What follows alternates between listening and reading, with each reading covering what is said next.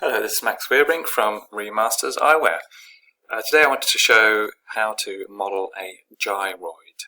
Gyroids can be used to create some really interesting shapes as found on these glasses here. Really nice cool ways to cut out and combine, for example here, the kind of gyroid surfaces with the otherwise the frame of the glasses. So let's get started.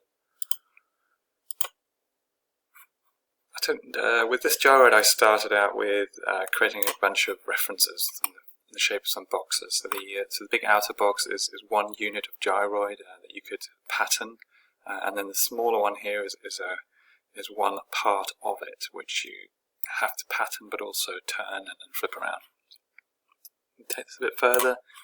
I've put these little boxes in here to help me align some of the curves as they go through, so that all the curves match up when I twist and turn them.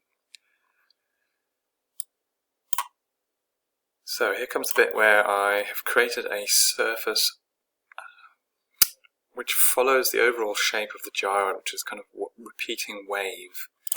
And I've fixed it to go through the corners here at the top of that face, and also on the corners of those face, and so forth, and that way when you come to turn this it should always match up with itself. Now I put a few split lines in there to help me again do some of the surface filling later on. A few planes put in there to make them central to that little part in there rather than the whole cube.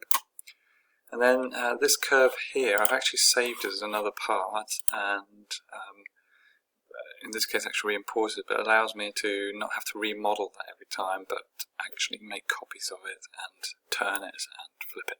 So here's the first one. So we've got the original curve, and then we come here with the second one, which is the same curve but positioned on that bottom face, pointing inwards. If we then do that whole thing again, now got, incidentally, we have a curve that can go right through the center of that as well. So I start taking this box away and start showing that one. You start to sort of get an idea.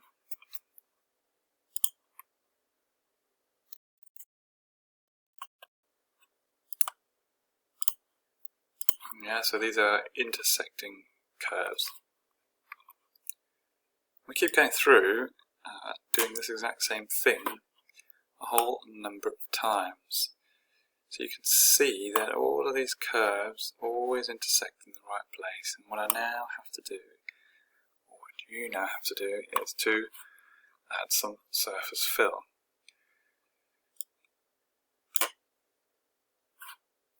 As you can see there, let's take that one at a time actually. So, I think we're missing one of our curves here, aren't we? One of our gyroid faces. There we go. Bring that one back in, and that one. So you create, I'm going to take this away now for a second as well, the outer box. You have to build each little surface fill individually. That one's underneath, see that there? That way we get our thickness. Create one there, and one underneath again. So you can start to see this is starting to build that surface, gyroid surface. And voila, in the end we kind of patch that central one in on both sides. And this is our gyroid surface. So we take away some of those base colors again.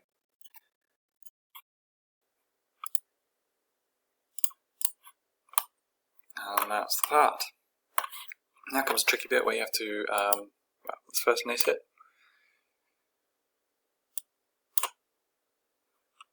And just doing a bit of tidying up, but what we do next is to pattern this. That essential component becomes the base component, and what I've just done here is patterned it across in the X and Y, and then also down in the Z.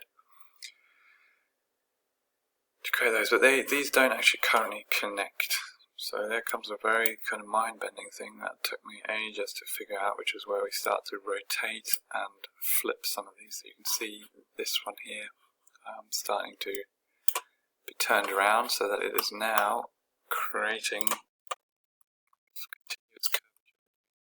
First unit that I had here and the next one. You then start doing that with some of the others. Keep going through, moving them around, and starting to look like a gyro.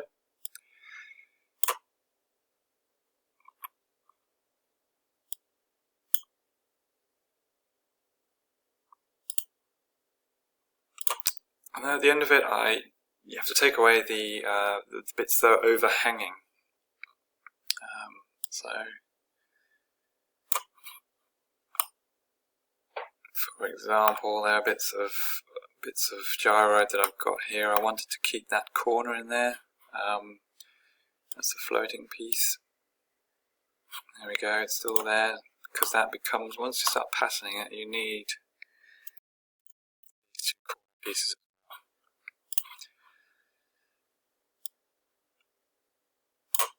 And once you build all that, you knit the whole lot together, and you then have a surface.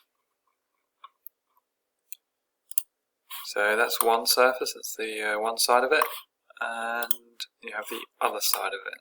And the way I found it easiest to work is you can now pattern this in any direction, X, Y, Z, and it should all work, and re-knit and keep it as two surfaces, from which you then do a Boolean cut operation, which then brings you into this world where you can take your frame and cut it away using the Boolean cut to take that away.